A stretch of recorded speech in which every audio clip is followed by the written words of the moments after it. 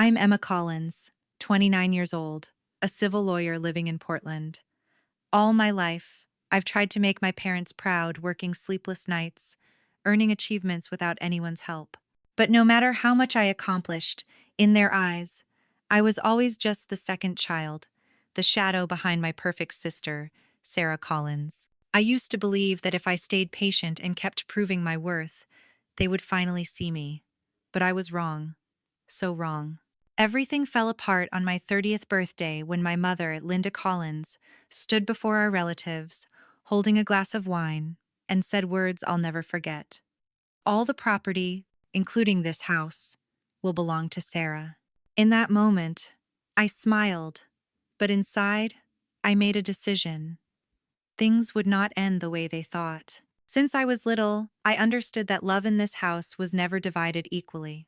My mother, Linda Collins, always treated Sarah as the pride of her life. Sarah excelled in school, spoke softly, and knew exactly how to make people adore her. I was different, blunt, sometimes sharp, never trying to appear perfect. Maybe that's why I was always the child who needed correcting. I remember countless family dinners. Mother would ask Sarah about her tests, teachers, friends, her tone warm and full of care. When it was my turn, she would just ask casually, "You haven't caused trouble at school, right?" The question sounded more like a warning than concern. My father, Richard Collins, usually sat quietly, forcing a smile as if he feared contradicting Mother. I tried everything to earn recognition. I joined the debate team, won a full scholarship in law, and graduated top of my class. When I sent home the good news, Mother replied with just one line, "Good. But Sarah just got promoted at her advertising company, did you hear?" I smiled, pretending it didn't hurt, but inside, I felt stabbed. I had grown used to being overshadowed in my own family. As an adult, I seldom went home. Not because I was busy, but because every return made me feel like an uninvited guest. Mother and Sarah would talk over plans, projects from investing in Sarah's small company to renovating the house. They spoke intimately, like best friends. I sat there, sipping tea, unheard, invisible. Everything seemed preordained: this house, this life, revolving around Sarah. Once I asked Mother directly, "Do you ever consider that I'm your child too?" She looked at me coldly, saying, "Emma, you always like to complicate things. I love both of you equally. It's just that Sarah knows how to make people feel reassured more than you do." Her words choked me. Make people feel reassured. So to be loved, I had to become what she wanted, not myself. When my father grew ill, I was the only one who took him to appointments, cared for him in the hospital. Sarah was busy with client meetings, and Mother occupied with business. I didn't complain. I just wanted to do what was right. Once, helping Dad sign medical papers, he squeezed my hand and whispered, "You're the strongest in this family, Emma. Don't let anyone make you forget that." Quote. For the first time in years, I cried. At least one person truly saw me. But when Dad passed, everything shifted too fast. Sarah and Mother took charge of the funeral casket, flowers, even the eulogy. I was relegated to greeting guests and saying thank you. Even in the obituary, my name appeared last below Sarah's husband. After the funeral, I returned to my small apartment, staring at the stacks of legal files on my desk. I realized I had never truly belonged to that family. I was an outsider trying to fit into a story they had already written. Later, I heard Mother and Sarah planning to reorganize Dad's estate. When I asked, Mother just said, "You don't need to worry. It's family business." Family business, yet I had never been considered part of it. I began to see that all of Sarah's privileges were no accident. Mother always believed Sarah deserved everything, while I was expected to fend for myself. No matter my success, career, or accomplishments, in her eyes, it meant nothing if I didn't bow obediently. Many nights, I lay awake, thinking of my childhood, the times I fell off my bike, and Mother didn't run to catch me, only saying, "That's your fault." The times Sarah erred, and Mother defended her. I had endured, stayed silent, forgave too long. But on my 30th birthday, I finally understood. Silence only makes others believe they have the right to hurt you forever. And when Mother spoke that day, declaring everything would go to Sarah in front of the family, I didn't feel pain anymore. I only saw one thing clearly. They had drawn the line, and I was ready to step across it. My 30th birthday was supposed to be a joyful day, a warm evening, with family, friends, and heartfelt wishes. I treated myself to a pale blue dress, light makeup, curled hair, hoping this would be a memorable moment. Guests began arriving. Laughter and smiles filled my parents' spacious home, and soft yellow lights created a cozy glow. I thought, maybe today will finally be different. Maybe they'll truly see me. But I was wrong. It all began when my mother, Linda Collins, stood up holding a glass of wine. Her eyes sparkled with pride, but not for me. I forced a smile, trying to stay calm. She looked around. The room fell silent. Then she said, "We want everyone to know that all family assets, including this house, will belong to Sarah Collins." Her words thundered through the silent room. Laughter and chatter faded. My heart seemed to stop for a moment.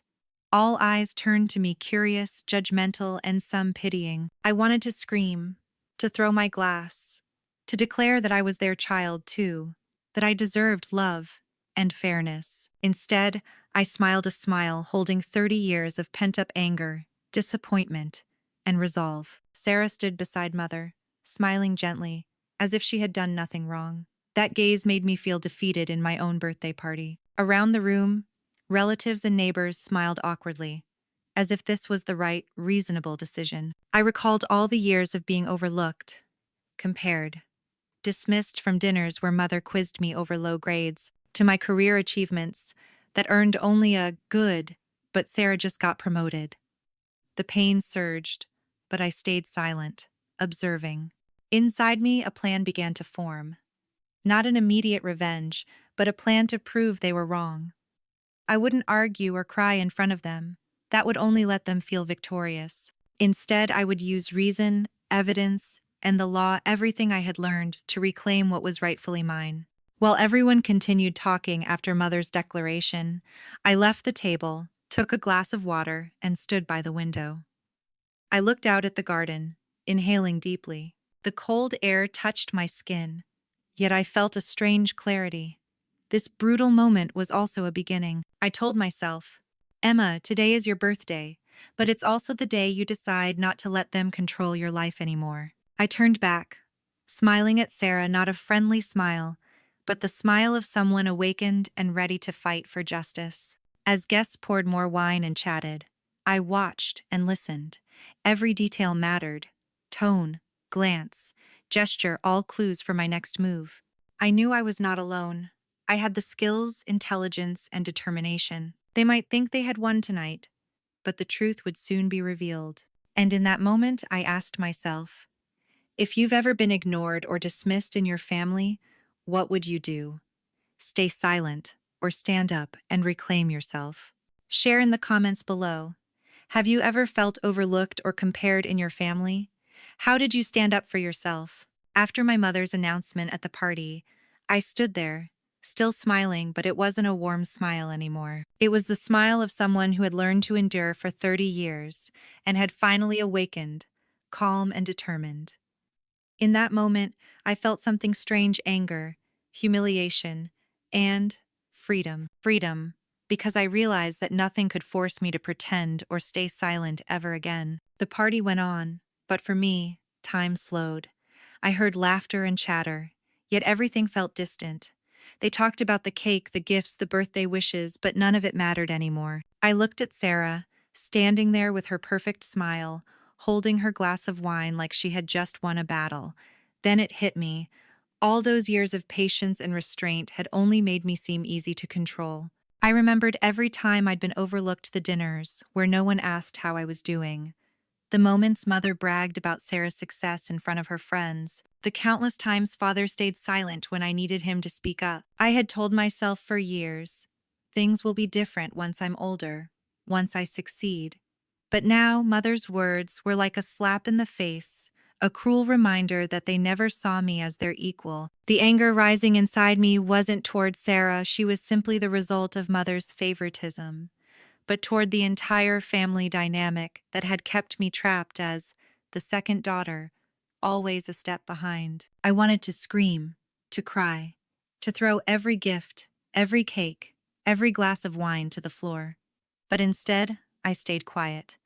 I took a deep breath and watched. Mother still stood there, proud of herself, unaware that the smile on my face no longer meant submission. Father looked at me, but his eyes lacked the courage to challenge her. And Sarah, she smiled, blissfully unaware that I had already started planning something she could never stop. I left the table and stepped out onto the balcony. The cold wind brushed my face, but I felt warm inside because for the first time, I knew I was no longer the victim. For years, I had kept silent to keep the peace, to avoid being the troublemaker. But silence only teaches people they can keep hurting you. I thought about all the times I'd held back tears, forced to smile while breaking inside, just to keep the family image intact. Every insult, every comparison, every moment of invisibility, they all became fuel. I didn't want to win through tears or sympathy. I wanted to win with intelligence, strategy, and undeniable proof that I could no longer be underestimated. That night, as everyone gathered around the cake, I turned to Sarah and smiled. But this time, it wasn't a soft or forgiving smile. It was the smile of someone fully awake, ready to change everything. When I returned to my apartment later, I sat in the dark for a while. Then I pulled out every legal document, every record related to the family's property. Every detail, every line suddenly mattered. I knew I had to move carefully, because this time, there would be no turning back. And in that quiet moment, I told myself, Emma, today you learned something important. Patience isn't strength. Strength is standing up for yourself, no matter what they think. Gumkoi. I made my decision. This was the moment everything would change, and I would never again let anyone decide my life for me. After that birthday night, I didn't tell anyone about the betrayal I felt. Instead, I turned my pain into work, meticulous, cold, and systematic work. As a civil lawyer, I knew emotions could awaken me, but only evidence could win.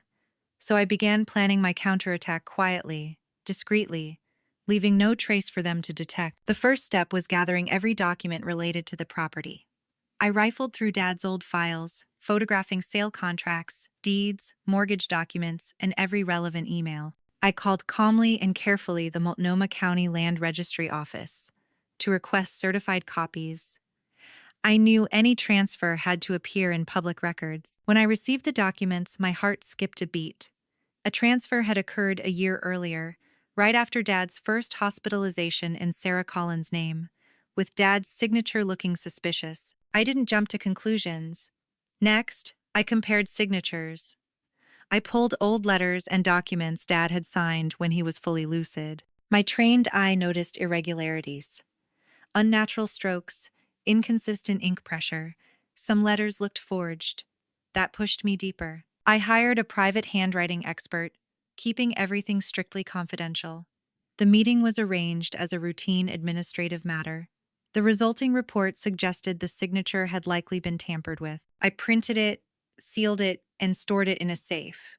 Everything had to be meticulously organized: dates, sources, providers, to leave no loophole for Mother or Sarah. Next, I searched for financial evidence. If the house had been transferred early, traces would exist.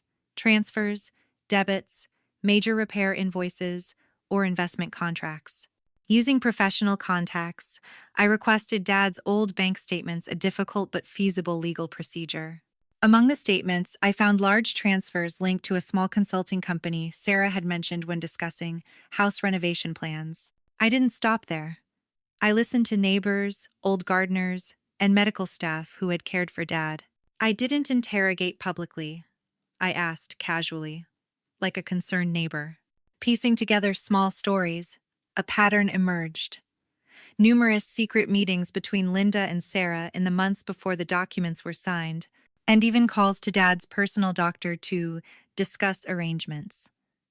Together, these seemingly minor details formed a compelling chain of suspicion. While collecting evidence, I also prepared my legal front. I drafted a professional letter to the family's lawyer, polite yet firm, requesting copies of the will, transfer contracts, and verified signatures. I knew that applying legal pressure correctly would expose any misconduct. Simultaneously, I prepared court filings if needed, seeking to freeze additional transfers and initiate a civil investigation into the legality of the transfer. I didn't neglect the psychological aspect. I remained calm in front of Mother and Sarah, continued visiting Dad, acting normal. They didn't suspect a thing. They assumed I was busy, assumed I could accept the decision. Meanwhile, I silently amassed every piece of evidence, every witness statement, every expert report. There were times I was physically and mentally exhausted. I wondered, was it worth it? But every time I saw a photo of Dad smiling or remembered his words during his illness, "You're the strongest in this family," I straightened my back. My plan wasn't just about reclaiming a house. It was about restoring dignity and proving I wasn't the overlooked child. After weeks of collection, analysis, and preparation, I held a complete dossier that could command any lawyer's attention. The next step would be decisive send a formal demand or proceed straight to court. I knew that once the legal door opened, my family would be exposed to the light.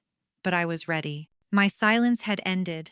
Now, justice the way I understood it would begin. When I decided to open the legal case, I knew I was pulling back the curtain on everything my family wanted to keep hidden. I filed a petition to freeze all transactions related to the house and requested that the court order the release of every relevant document: the will, the transfer contracts, my father's medical records, and copies of bank transactions. From that moment, everything shifted from a secret game behind closed doors to a battle fought in the open. The preliminary hearing took place in a cramped courtroom, where my mother's lawyer, a man I had greeted politely many times before, sat across from me with a calculated smile.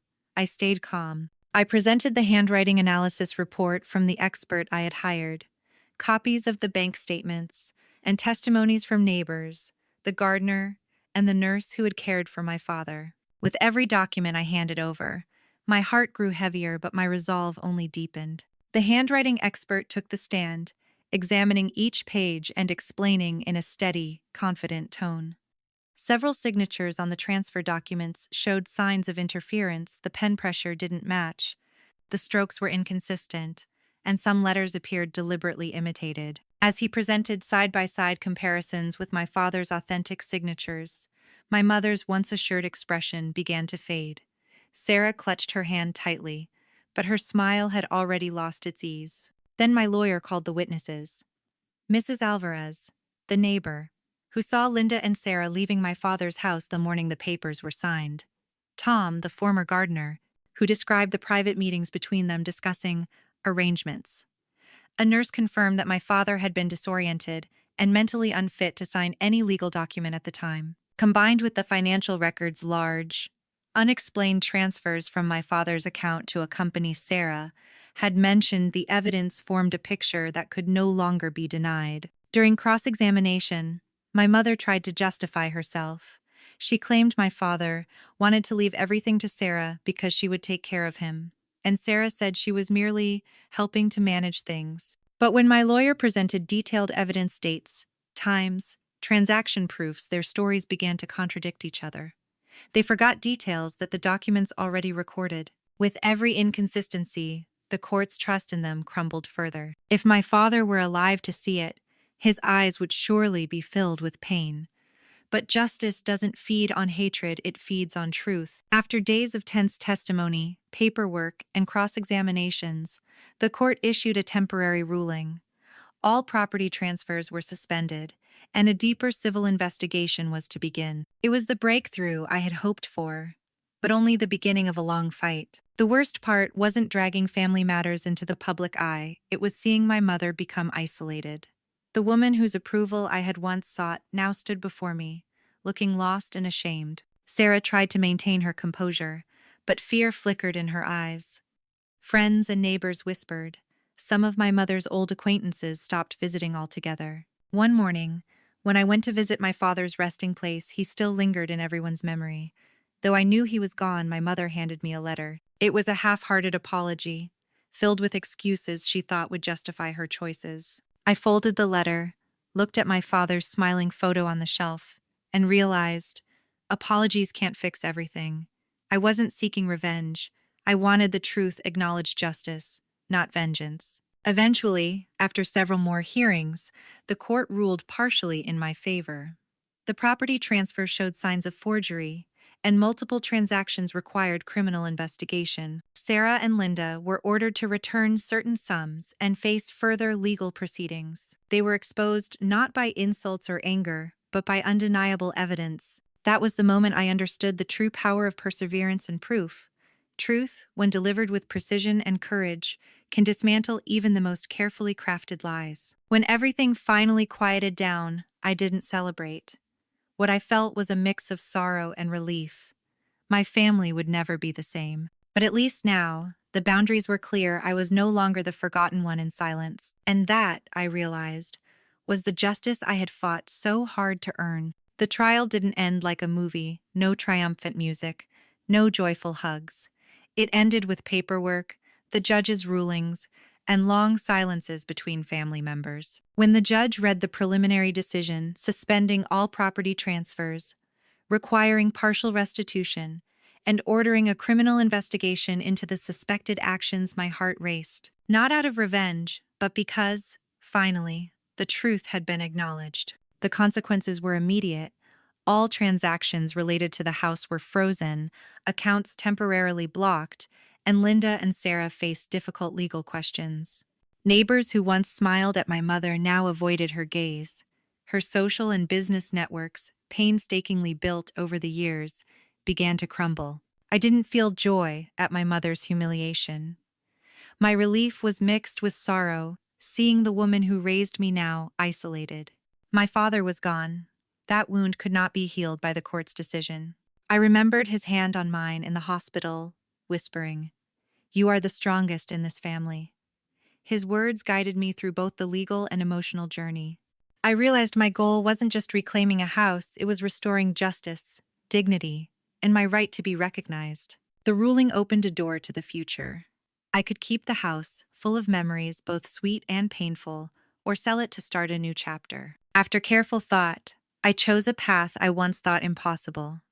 I renovated the house into a small rental property, keeping one room as a free legal consultation office for women facing injustice. It was a reconciliation of reason and heart. I didn't erase the past, but turned it into a resource to help others. The relationship with my mother and Sarah remained complicated. After the ruling, my mother sent several letters, half apology, half justification. I read them, folded them, and cried, not because the words healed old wounds, but because I realized the mother I had sought was gone. She could no longer offer unconditional love, only the consequences of her choices. Sarah remained silent for some time. Once, she called, trembling, asking to meet. We sat in a small cafe, not to return to the past, but to name the pain. She admitted fear of the future, fear of responsibility, and a choice to accept advantage rather than fight. She apologized, but her words couldn't undo the lost years. I spoke my truth, clear acknowledgement and distance to heal. I don't tell this story as a tale of vengeance, but as a reminder. Justice doesn't come by magic, but through persistence, gathering evidence, and refusing to let silence perpetuate injustice. Some may see me as rigid, breaking a family over documents. But that family had hurt me long before the papers only revealed the imbalance. The greatest lesson I learned: silence is not always commendable. Sometimes it's accepting perpetual harm. Not every dispute needs a courtroom, but when your rights and dignity are stripped by fraud, you have the right to use the law. As a lawyer, I understand this clearly. As a daughter, I learned strength sometimes comes from protecting yourself from those closest to you. I also learned to set boundaries. Boundaries don't mean cutting ties, but protecting your mental space.